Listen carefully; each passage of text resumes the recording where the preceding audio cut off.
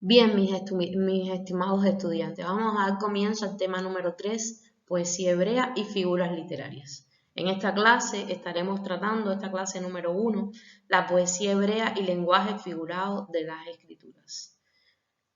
Tengamos unas palabras de oración. Padre, te damos muchas gracias en esta noche por tu fidelidad, amor, comprensión, misericordia. Esas misericordias que haces cada mañana para nosotros, Señor.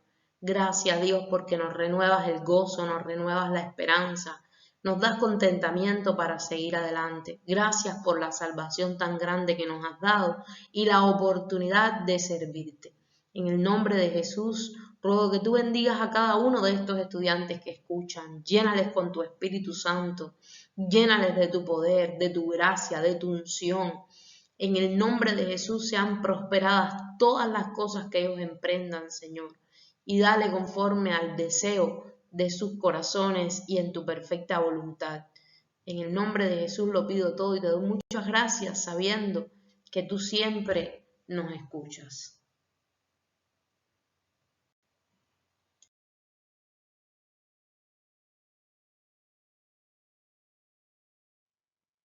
Bien, estimados estudiantes, vamos a estar analizando el contenido de lo que estaremos tratando en esta lección número 2. Con respecto a la poesía hebrea, vamos a estar estudiando el paralelismo sinónimo, el paralelismo antitético y el paralelismo sintético. Parece complejo cuando lo mencionamos de esta manera, pero no lo es tanto, hermano.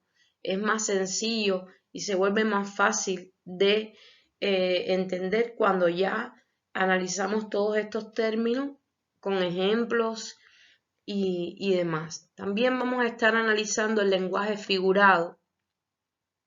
Dentro de él estaremos tocando el símil, la metáfora, personificación o prosopopeya, el antropomorfismo, expresión idiomática, eufemismo, hipérbole, la metonimia, la paradoja. Hermano, les estoy recordando que hay muchos otros.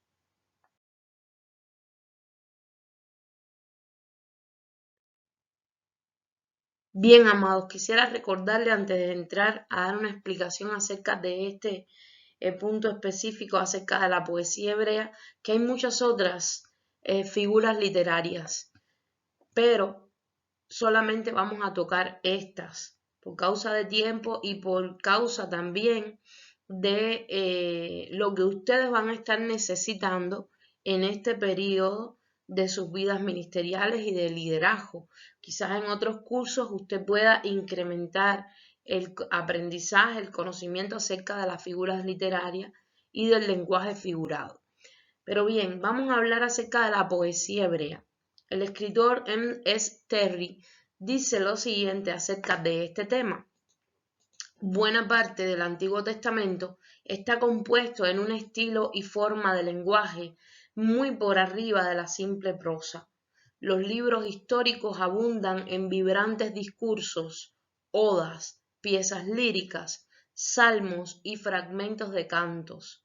Casi la mitad del Antiguo Testamento está descrito en este estilo poético, pero la poesía de los hebreos tiene peculiaridades tan notables y distintas de las otras naciones como su propio idioma es diferente de las otras familias de idiomas. Cuando usted, los grandes analistas de la palabra y de el estilo y de la escritura de la Biblia, del Antiguo Testamento, como menciona este escritor, pero también del Nuevo Testamento, ellos le dan muchas palabras de elogio a la redacción de la Biblia, porque su estilo literario es muy superior, muy excelente y nos arroja a la hora de su estudio muchísimas cosas de las cuales podemos aprender con respecto a la gramática, a la prosa, como decía acá, y a toda una serie de géneros también literarios, que en esta clase, en la última clase, estaremos tocando a grandes rasgos.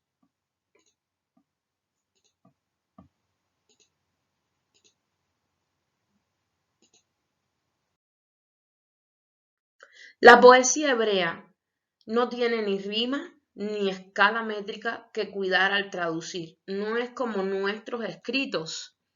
La poesía hebrea no tiene ese tipo de corte escritural. Muchas veces su forma poética la adquiere en la reiteración de un dicho, mencionando un refrán o frase. Por eso usted ve reiteraciones y reiteraciones continuas, por ejemplo, en los proverbios, en los salmos, en Cantar de los Cantares. Usted ve las reiteraciones porque ese es el estilo poético hebreo, presentando un tema en varias formas para darle una connotación mayor, conduciéndonos a leer la repetición de un mismo dicho expresado de diferentes formas y con un único pensamiento, con un solo deseo de enseñanza, pero dicho de diferentes maneras y también incluyendo la reiteración, como antes decía. Por ejemplo, por cuanto llamé y no quisisteis, extendí mi mano y no hubo quien escuchase. Antes desechasteis todo consejo mío. Sigue reiterando. En nuestra cultura pudiera decirse que el escritor estaba lloviendo sobre mojado. No sé ustedes acá en Perú cómo manejan este tipo de proyección, pero cuando nosotros en Cuba vemos a una persona diciendo lo mismo de diferentes maneras e insistiendo repetidamente, decimos está lloviendo sobre mojado. Dice el texto, y mi reprensión no quisisteis. También yo me reiré en vuestra calamidad, y me burlaré cuando os viniere lo que teméis, cuando viniere como una destrucción lo que teméis, y vuestra calamidad llegará como un torbellino, cuando sobre vosotros viniere tribulación y angustia. Y para nosotros pudiera decirse, está diciendo lo mismo, es que es así el estilo literario hebreo. Es que es de esta manera, hermano. Por eso a nosotros nos resulta tan poco familiar, porque nuestro estilo literario, poético en este caso, es totalmente diferente, ¿verdad? Entrelaza versos que riman unos con otros y que se mezclan coherentemente, sin reiteraciones, pero no así la poesía hebrea.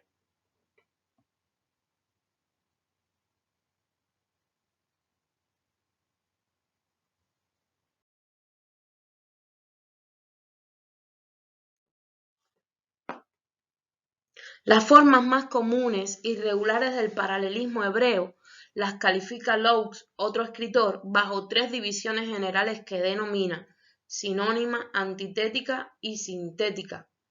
El paralelismo sinónimo tiene estas tres aristas que analizaremos en las siguientes diapositivas y está íntimamente relacionado con lo idéntico, lo similar y lo invertido.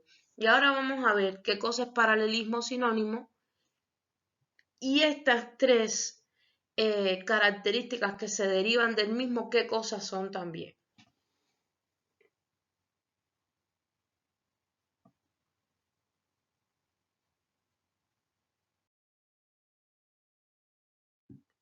Dentro del paralelismo está el idéntico. Se llama así cuando los diferentes miembros se componen de las mismas o casi las mismas palabras. ¿Ve? Como analizábamos en el primer texto que escogimos del libro de los Proverbios, que había muchas cosas idénticas dentro de la escritura de este pasaje. Ahora aquí se pone el ejemplo para que nosotros entendamos qué cosa es el paralelismo ya desde el punto de vista idéntico y se nos da el texto enlazado eres con las palabras de tu boca y preso con las razones de tu boca. Es decir, se está diciendo exactamente lo mismo, es idéntica la declaración, pero con palabras diferentes. Proverbios 6:2.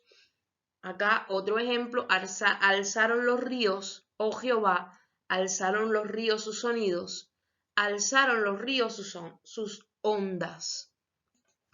De la misma manera, hermanos, se está diciendo lo mismo, se reiteran las mismas palabras, idénticas frases con algunos pequeños cambios y algunas pequeñas variaciones.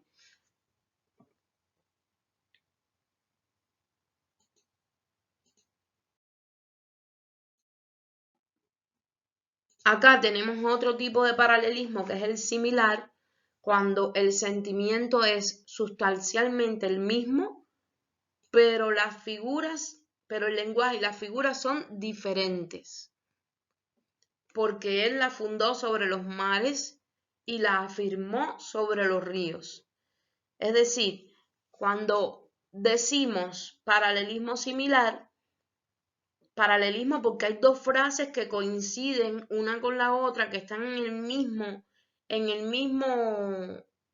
la misma escritura lineal, pudiera decirse, en el mismo pensamiento lineal, diciendo cosas diferentes, pero con una idea igual. A esto llamamos paralelismo similar. Acá, porque él la fundó sobre los mares y la firmó sobre los ríos, tiene la misma idea, tiene el mismo sentimiento, como decía yo aquí en este inciso, pero el lenguaje y las figuras que se utilizan son totalmente diferentes. No es lo mismo un mar que un río.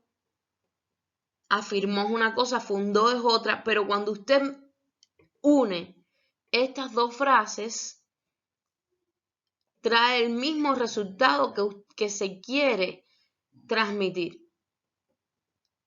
El mismo resultado que se quiere transmitir, que Dios es el creador de todas las cosas, que por un milagro creativo Él hizo los mares, la tierra, los ríos, todo lo que hay y fundó y estableció la tierra también.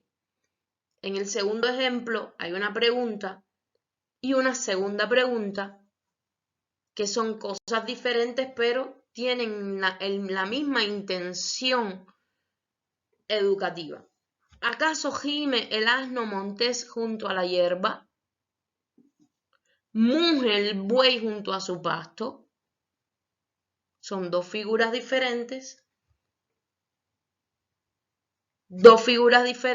dentro de incluso la misma intención, porque está hecho a modo de pregunta, y que traen la misma conclusión. Sencillo, no hay nada más complicado en esto que estamos enseñando. Entonces, a eso le llamamos paralelismo similar. Figuras diferentes, pero que hablan acerca de una misma cosa.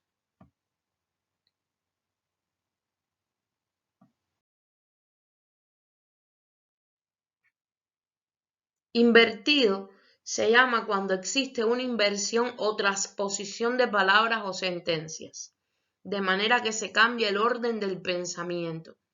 Porque, hermano, ¿qué quiero decirles con esto? Usted puede decir, pastora, pero ¿qué tiene que ver esto con nosotros? Tiene mucho que ver porque cuando vamos a la escritura y vemos la manera en que está escrita, en que estén escritos ciertos textos, lo vemos sencillamente, pero no es tan sencillo.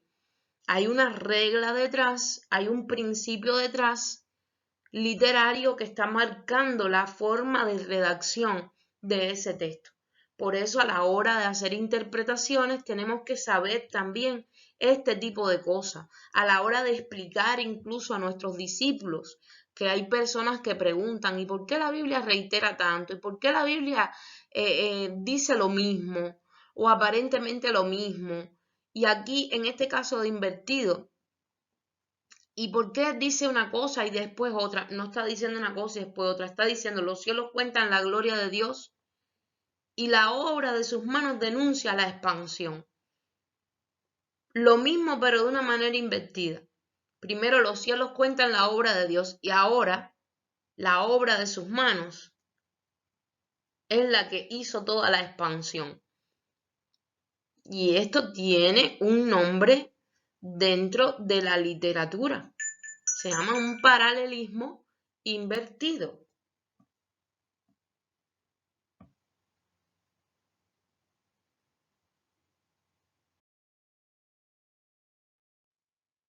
el paralelismo antitético simple y compuesto. Ahora bien, bajo esta división cae todo pasaje en el cual hay un contraste u oposición de pensamiento presentado en las diferentes sentencias. Esta clase de paralelismo abunda especialmente en el libro de Proverbios, por el hecho de adaptarse particularmente para expresar máximas de sabiduría proverbial. Un paralelismo, un texto con dos frases coincidentes, ¿verdad? Pero que tienen dos aristas diferentes. Puede ser simple, puede ser compuesto. Y ahora vamos a analizar esto.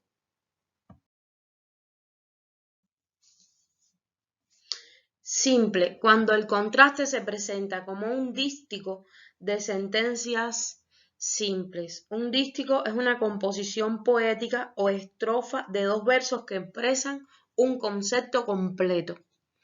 La justicia engrandece la nación, pero el pecado es afrenta de las naciones.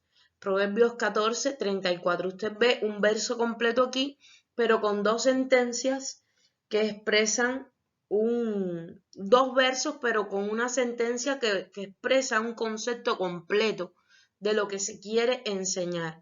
La lengua de los sabios adorna la sabiduría, mas la boca de los necios hablará sandeces. Otra vez vemos, hermano, esta composición poética que tiene dos pensamientos, dos frases que vuelve a coincidir un concepto totalmente completo de lo que se quiere decir.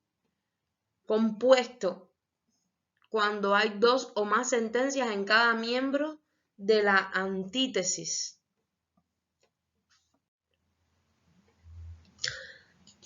La antítesis es la relación de oposición entre proposiciones, juicios, tesis, declaraciones.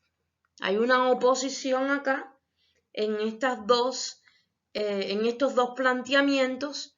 A eso le llamamos antítesis. El buey conoce a su dueño y el asno el pesebre de su señor. Y aquí hay una oposición a lo que se dice primeramente. Israel no conoce. Mi pueblo no tiene entendimiento, pero que nos dan una enseñanza bien clara de lo que Dios quiere decir. Por un momento te dejé, mas te recogeré con grandes misericordias. Con un poco de ira escondí mi rostro de ti por un momento, mas con compasión eterna tendré compasión de ti. Entonces ya ve que hay dos pensamientos totalmente opuestos acerca de de un mismo asunto, de un mismo pensamiento, de una misma enseñanza que se quiere dejar establecida.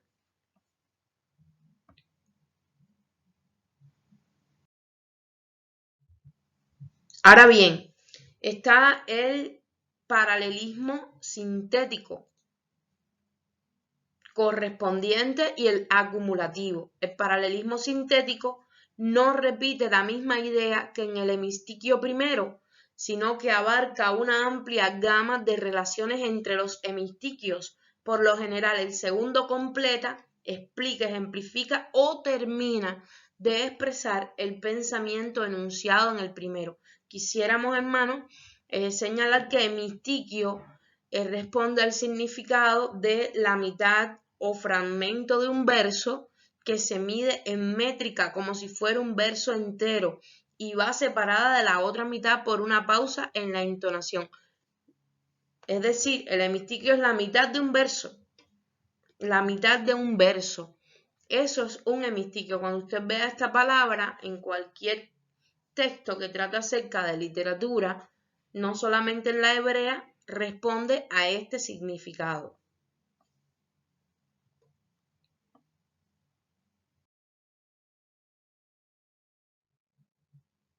Paralelismo sintético correspondiente es cuando existe una correspondencia formal e intencional entre sentencias relacionadas, como en el ejemplo siguiente tomado del Salmo 27.1, donde la primera línea corresponde con la tercera y la segunda con la cuarta. Jehová es mi luz y mi salvación, ¿de quién temeré? Jehová es la fortaleza de mi vida, ¿de quién he de atemorizarme? Es decir, que la rima o la coherencia escritural la tiene Jehová es mi luz y salvación, Jehová es la fortaleza de mi vida. Y la segunda y el segundo hemistiquio, la segunda parte del verso, ¿de quién temeré? Bueno, pues entonces tiene coherencia con de quién he de atemorizarme. Este tipo de escritura, este tipo de verso en la poesía hebrea responde a un paralelismo sintético correspondiente.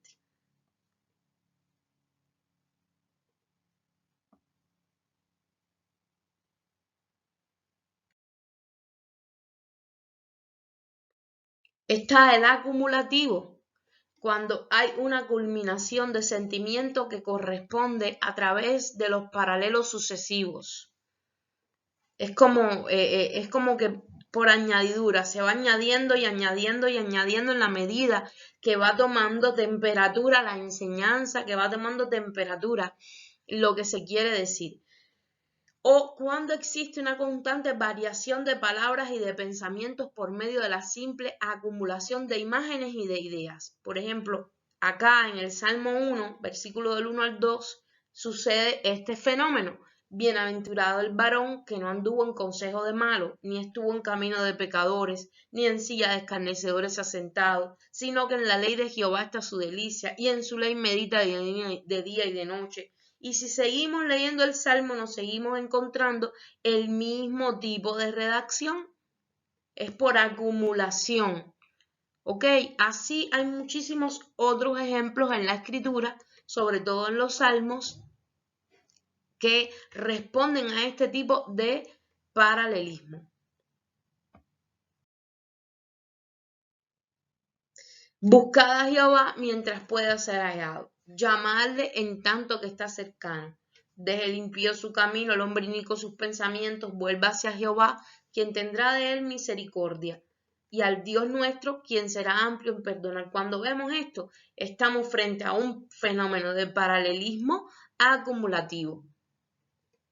Isaías 55, del 6 al 7.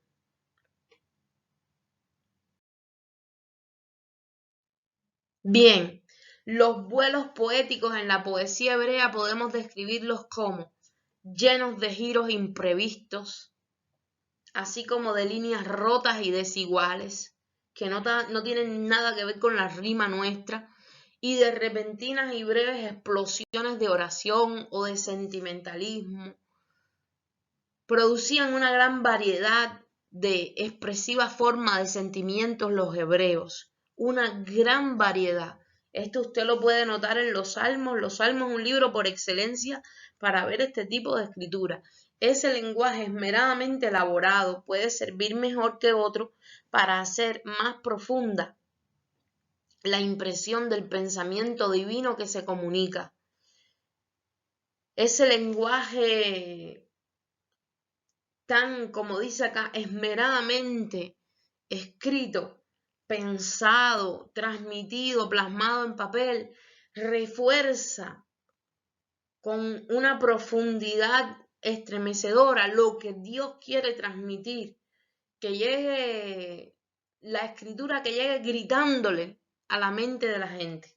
No es el análisis literal de la frase, sino la reflexión en la profundidad de cada expresión, lo que nos capacita para comprender la fuerza de un pasaje, tal como por ejemplo Deuteronomio 32, versículo 22. Porque fuego se encenderá en mi furor y arderá hasta lo profundo del Seol, y devorará la tierra y sus frutos, y abrazará los fundamentos de los montes.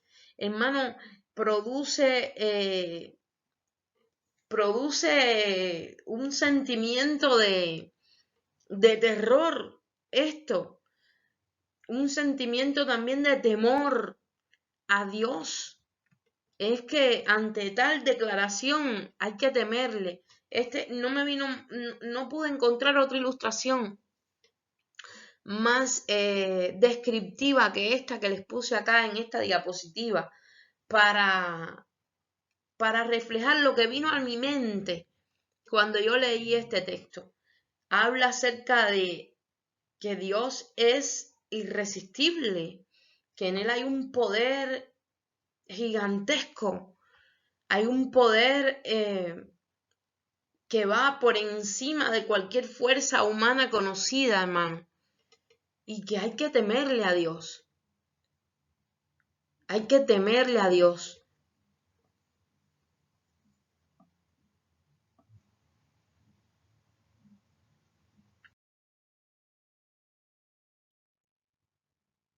También excelentes son las descripciones que encontramos en los escritos de muchos salmos, así como también en los profetas al escribir acerca de Jehová, expresiones tales como quien se inclina a mirar desde los cielos, hermano.